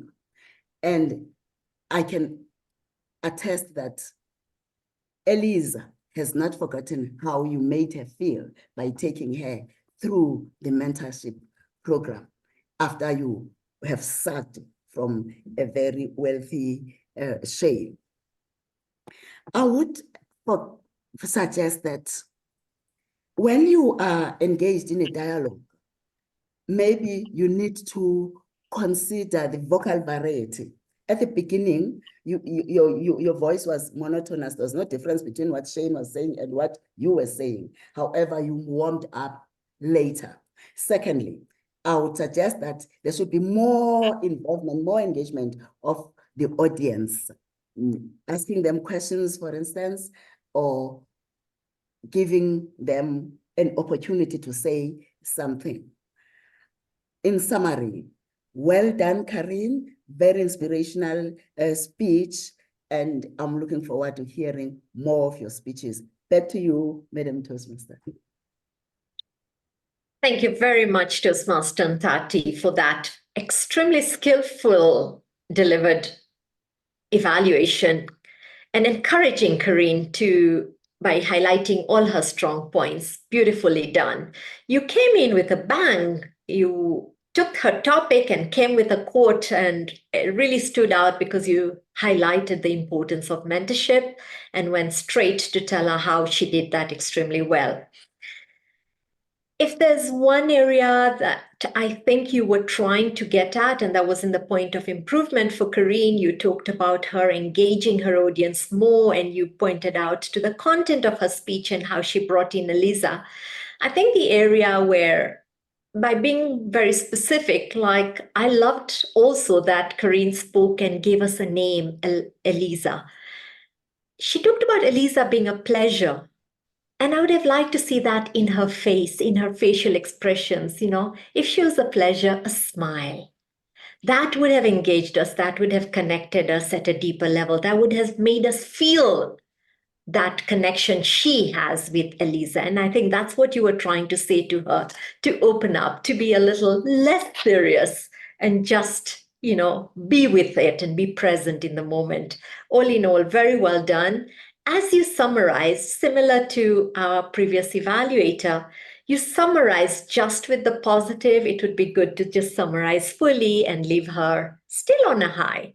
Well done, and thank you very much for that very encouraging evaluation. I'm very sure that Carine is totally motivated to come again and speak and deliver her next speech. Thank you. Now we move on to our next speaker, who was Mrinal Kanti Ghosh, and to evaluate him, I invite Dinesh Sharma.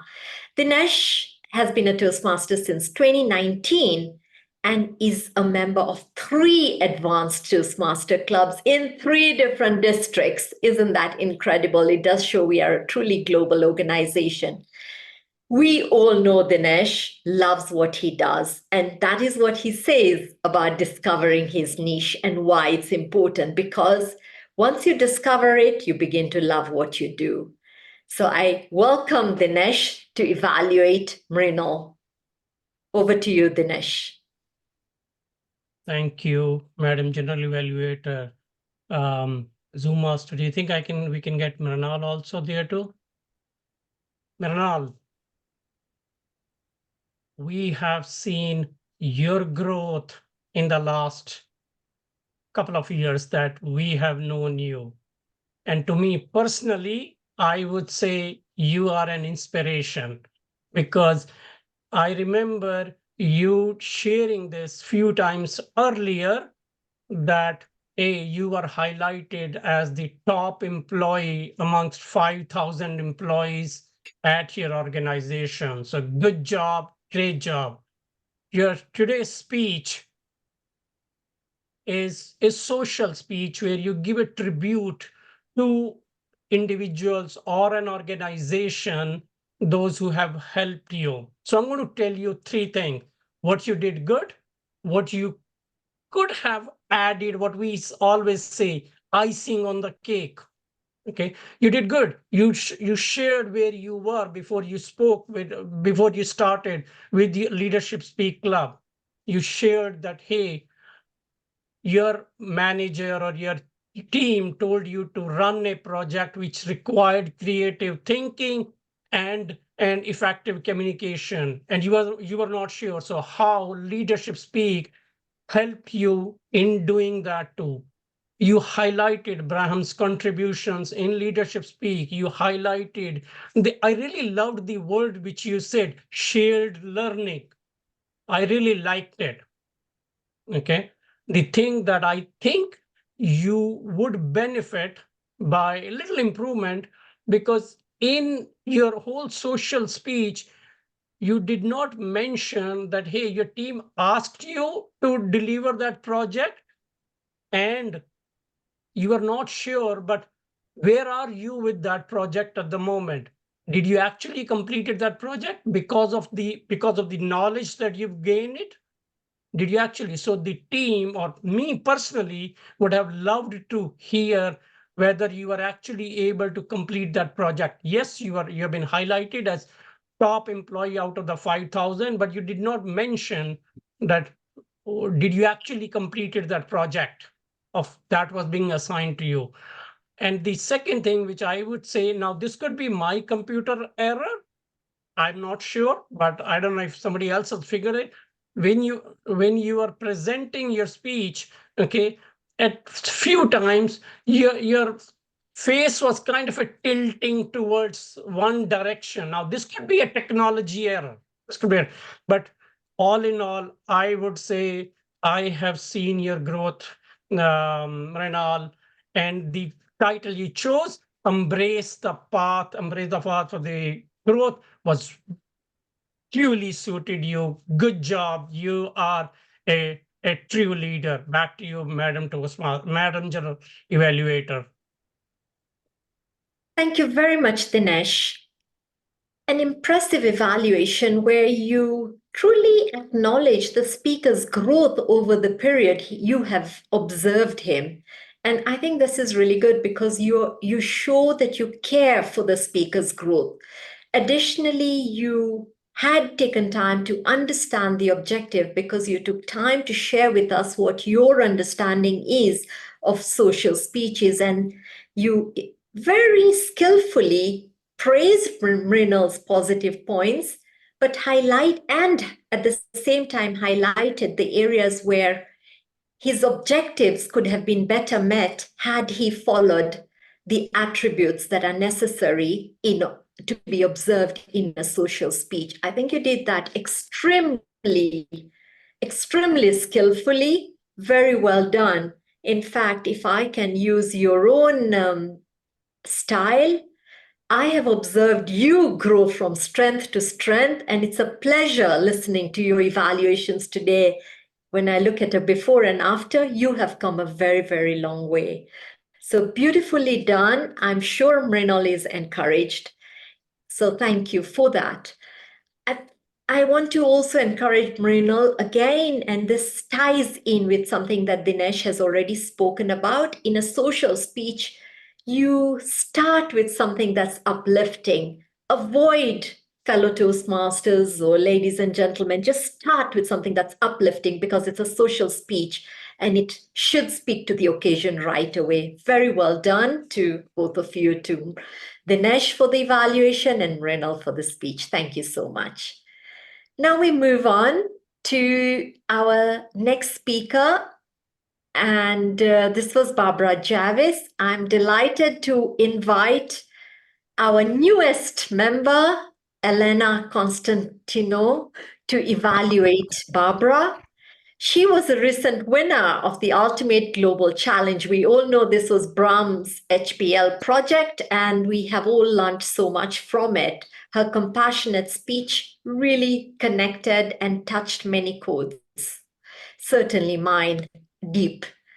So she's got many, and it showed from her original speech that we got to know her through. She's a financial advisor, an aspiring business coach, and she says for her, 2024 is going to be very special because she's partnered in some training and coaching, and this is an area she wants to focus on finding her niche so that she can have coaching excellence and give maximum benefits to her coachees. Ladies and gentlemen, without too much time now, because time is against us, I invite Elena to give her evaluation of Barbara. Over to you, Elena. Thank you, Madam General Evaluator. Thank you, Barbara, for a speech that has resonated with me very deeply. I have suffered from workplace conflict for a while, and now I try to teach it in a course at the university, help the students learn how to communicate better. So I will take a couple of the things that you said, like rising to new ways of thinking and picking my battles, and I thank you for that. I will use the Aristotle's rhetorical triangle in doing the evaluation because it actually fits quite nicely with the experience I had of your speech. In terms of your logos, I'm really very grateful for your clear language and your gentle gestures. And I believe that you showed professionalism, credibility, and authenticity, which resulted in your words being of an eminent nature. So covering that credibility and the professionalism covers also the ethos in your speech, the realism that you gave us, the empathetic way of speaking. I thought your content was very well constructed with clarity of arguments, positive suggestions, and proposed actions that had purpose. And thank you for holding us with so much empathy. If I can, where are you? Yes, there you are. If I can come now to your pathos, my suggestions on structure would be to practice a little bit more so that you don't run out of time and you rush your closing. And in terms of persuasive techniques, I enjoyed your questions and your pauses, but I would invite you to consider doing some storytelling, using some repetitions or the rule of 3, just to get us, to get your audience engaging constantly. I didn't have a problem, although I have a very short attention span, but I was very engaged with you because of how you resonated. Also, in watching your speech, I would invite you to take notice of your energy variations, both in your voice and your tone, but also in your arguments. So some peaks and some lows would have enhanced your speech. I also like the way you handled adversity, and I would, this is a personal preference, but I would invite you to thank people for their patience and not feel sorry because you did nothing wrong, you know, things just happened. Overall, your logos and your ethos and the eminence of your suggestions made our day. And your words, your body language, and your delivery were lovely. With a little bit more practice on persuasive techniques, enhancing your structure and your energy levels, I think you will touch any audience as much as you touched me. Thank you. Back to you, Madam Evaluator, General Evaluator. Thank you. Thank you very much, Toastmaster Elena, for a beautiful, compassionate evaluation. As you put your hand to your heart, we could feel that you were so sincere in delivering and in showing Barbara how you connected to her speech. So thank you for that. I'm sure she sensed that and appreciated everything that you had to say to her. I agree with everything that you have said. And I think when you were referring to storytelling, I'd just like to add or ride on that, because I do believe it will help Barbara, who's a wonderful speaker, to really have greater impact. Barbara, we would recommend that it's one thing to tell the audience that you are an effective communicator or how you are able to achieve or to resolve conflict or to build trust. But if you spoke about an example or a time or an incident when an incident where you did that, where you resolve conflict, that would resonate deeper, and we are able to see how you manage that and get to know you at a more profound level and appreciate you even more. So thank you so much, Elena. I believe that's what you were trying to say, and I do believe that will help Barbara by really just giving her the specifics. So thank you so much. Super. Our final evaluator now, and I want to thank President Asif for jumping into the rescue, because I believe our fifth evaluator, Tony, had to avail himself for something else. So I invite President Asif to evaluate the Icebreaker by Elroy.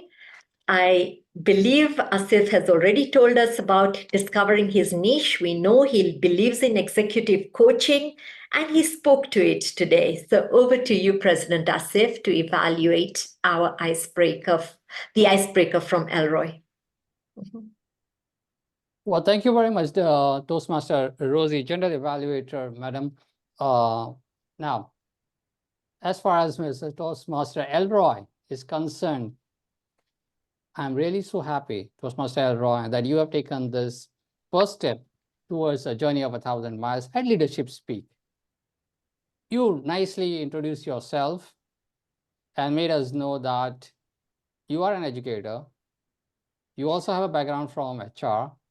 You came from India, and something details about your parents as well. And now what do you want to achieve as being a coach? So we got that message very clearly. And obviously, as I know you personally, I know much more about that. But my club members also got an idea about what you intend to do at Leadership Speak. Now, most importantly, Toastmaster Elroy, this is Leadership Speak, a club where we want to encourage our members to think about how would you be talking to a group of leaders, and how would you be able to distinguish yourself, like carving a niche. So what I would looking forward to, Toastmaster Elroy, as a suggestion, because this is your first step, you're already done great. Here at Toastmasters at Leadership Speaks, Toastmaster Elroy, we would love to hear from you, your differentiating factor, your achievements. What would you like us to know as you being a leader or in a journey of becoming a leader? I think your masters in management would have definitely helped, put you in a differentiating factor as well. And all leading projects which you have undertaken as an educator as well. Just because we are in Zoom, things come, very clearly to us that maybe you are reading from somewhere as a book, and also your Zoom presence where the voice wasn't coming so clearly. That's one area which you may want to look at it in a further, in your further speeches. Overall, I'm very sure, Toastmaster Elroy, you are a wonderful person. I know you personally as well, but my club, this club as all, everybody would like to know more about you and really help you out in your coming further, to helping you out to becoming an effective leader. Over to you, Toastmaster Rosie, our General Evaluator. Thank you very much, President Asif, for uplifting Elroy. And clearly, he did acknowledge you in his speech. So for showing him and for guiding him, bringing him to Toastmasters, because that in itself proves you desire to see growth in others and in Elroy specifically. You effectively pointed out very many strong points, encouraged him to speak a bit more, and noted that he may have been reading. In fact, on the reading point, perhaps for Elroy, more than his voice, what I felt is he either had a second screen or he had his notes clipped on the side, because he occasionally looked to the side. And Elroy, I'm not sure if that's correct or not, because if it was just a way of looking try and see if you can keep facing the camera. I suspect it was your notes, so do try and avoid that. Thank you for sharing who you are, sharing your family, sharing so much about yourself. We got to know you, and we look forward to your future speeches too, now that you've broken the ice. Thank you.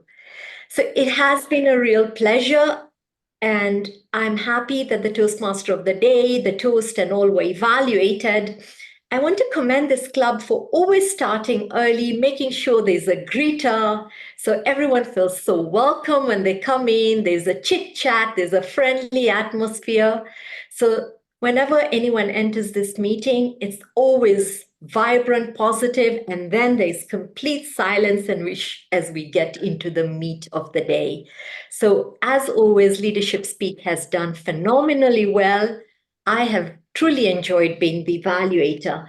I'd like to now invite our timer, and I want to thank Jyoti, our timer, for after every role, making sure the time that was used by the role player was put into the chat. Maybe she can just put in a summary for us as we request our SAA to do the ballot for the evaluators.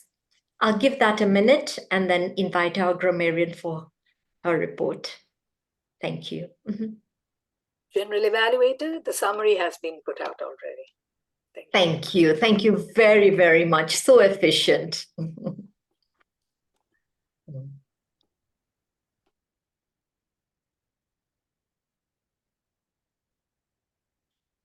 Okay, I will now invite our grammarian, Edith, to give us a very quick grammarian's report. I want to also note that Edith has shared with me how for her, again, finding her niche is very important because this discovery means she can become better in what she has discovered and grow her confidence. Over to you, Edith. Perhaps you can very quickly share how the word of the day was used. In fact, I will invite our eminent grammarian. Over to you. Thank you very much to our eminent general evaluator. I will start by quickly giving the reports based on the use of the word of the day. We had our Toastmaster of the day using the word of the day once, and then we had Toastmaster Noorul used the word of the day as well as Toastmaster Elena, who was evaluating. She used it more than 3 times. And then our general evaluator, Rosie, also has used it more than 3 times. And then we also had the use of the word of the day by Toastmaster John, was also evaluating the Toastmaster of the day. I would like to encourage all speakers to make use of the word of the day in all our meetings. As far as the use of the English language was concerned, there was overall excellence in the use of the English language. There were also a few codes that were thrown in by Toastmaster Carine and Ntati that really made more of an impact in the use of their English language, as well as getting the audience engagement by using the codes. For areas of improvement for our speakers, I'll just say be careful, maybe just listen to how you're constructing your sentences. There were a few little minor errors in the use of grammar, but I won't go into all of it, just to encourage everyone to be careful about your use of grammar and to make sure that we are saying our sentences flawlessly. Otherwise, very, very good grammar and use of the word of the day today. Thank you very much. Back to you, Madam General Evaluator. Thank you very much, Edith, and I do appreciate you respecting the time as well. Feel free to add anything you would like to add on the chat should you feel there was more you wanted to say. I'm sure it will be of benefit to all. Fellow Toastmasters, ladies and gentlemen, it's been my pleasure serving as your general evaluator, and now it is my pleasure to hand over the meeting back to the Toastmaster of the day to announce who the best speaker and the best evaluator are, and to close the meeting eventually. Back to you, Toastmaster of the day, DTM, Nina Joan. Thank you so much, DTM Rosie Rana, living up to our expectations and beyond as usual. Thank you for that fantastic example of how to evaluate the evaluators. So, well, that's really part of Leadership Speaks. So may I request the polls, have they come in? Yes. And we have our winners.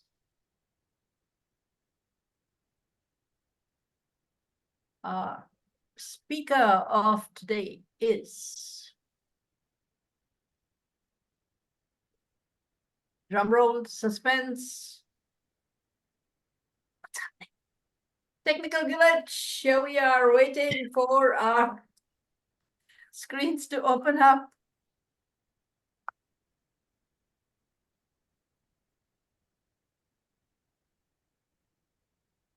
In the interest of time, please continue.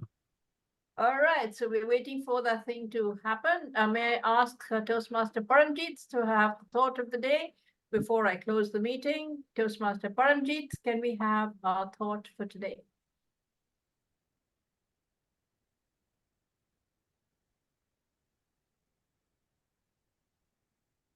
So,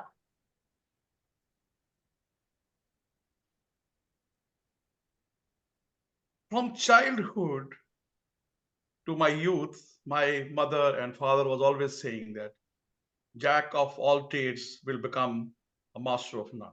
yeah. And that's what happened to me. I become a Jack. However, Okay, so I think we I'll have to put it over look hand. into it. Yeah, so, yeah. Anyway, who are the... Request Toastmaster to kindly mute your audio, please. Thank you.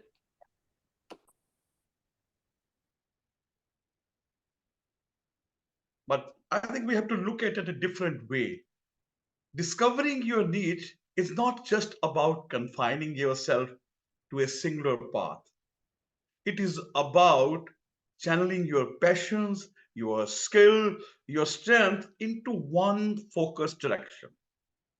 It is about finding something your heart sings and your talent shine to the brightest. While versatility has its own merits, but if you see the depth and strength, and when you use your passion, you get excellence.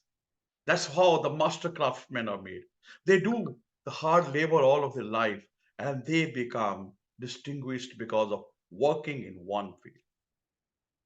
So I urge you all to embark on the journey of self-discovery with aim, with open mind, knowing your passions, knowing your strengths, harnessing your strengths, and crave a need for yourself. Remember, it is not about being a jack, but it's about becoming a master of your own unique craft. Over to you, Toastmaster. Thank you so much, Paramjit ji, for that wonderful thought of the day that is truly thought-provoking. So remember, when we're talking in terms of self-directed leadership, there is no such a thing as an individual who does anything and everything on their own. At a basic Toastmaster club, we talk about competition. Who won best speaker today? Who did that the other day? And then we evolve into learning about collaboration and realizing we all work together. That's when we go farther, higher, and better. And therefore, from competition, we move on to collaboration and co-opetition. That's the way to success. And I hope this meeting has been an exemplary one for all of you to think about carving your way to success. Let me hand it over now to our president, Asif Saiyed, for the closing of the meeting. Over to you, Toastmaster Asif Saiyed.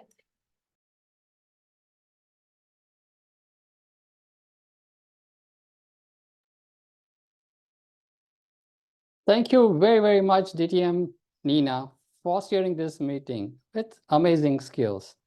I think you have carved a niche of being an excellent TMOD. And thank you very much, our General Evaluator, DTM Rosie Rana, for steering the general evaluation as well. When we think about carving a niche,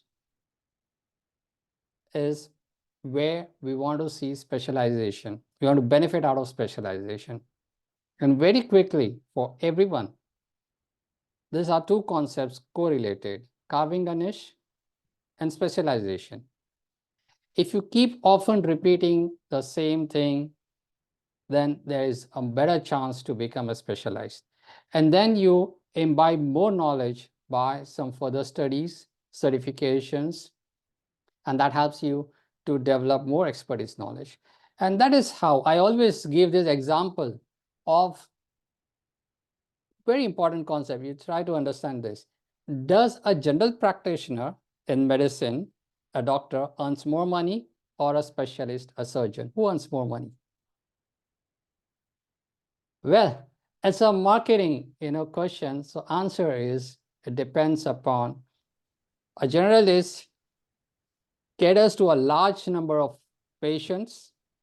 So the total amount of revenue would definitely be around, per patient lesser, but when you multiply by a large number of patients, it's equal to a pretty good amount.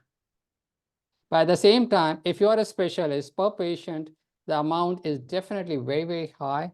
And the larger the amount would be only when you are able to cater to a larger number of patients.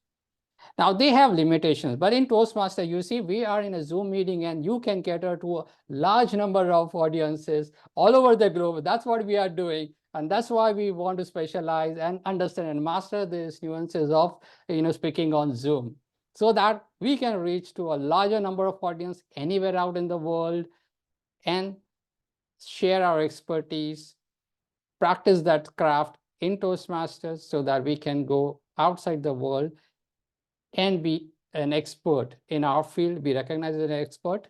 And definitely, I'm sure you will be able to earn more money out of it.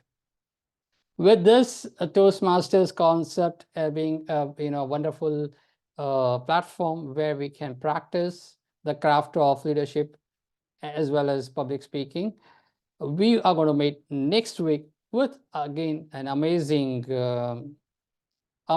topic. Every week we dissect a leadership topic. But are we missing out something? Did we announce the best effort speaker and the best evaluator?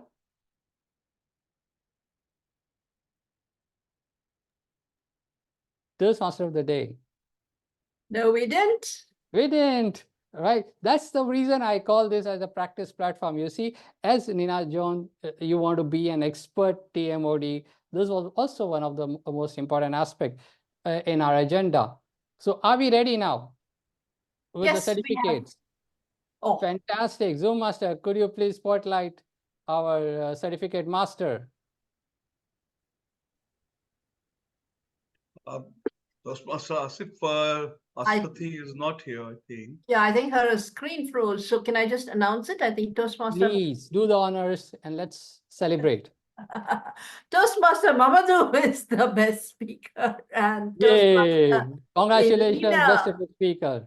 Toastmaster Mamadou. Toastmaster Elena is the best evaluator. Thank you, everyone. Welcome. Certificates will be sent digitally, virtually, through outer space. So many congratulations, Toastmaster Elena, for being evaluated as the best efforts. So here we are going to say that, we talk about best effort. Effort is being recognized, for either speech or the evaluation.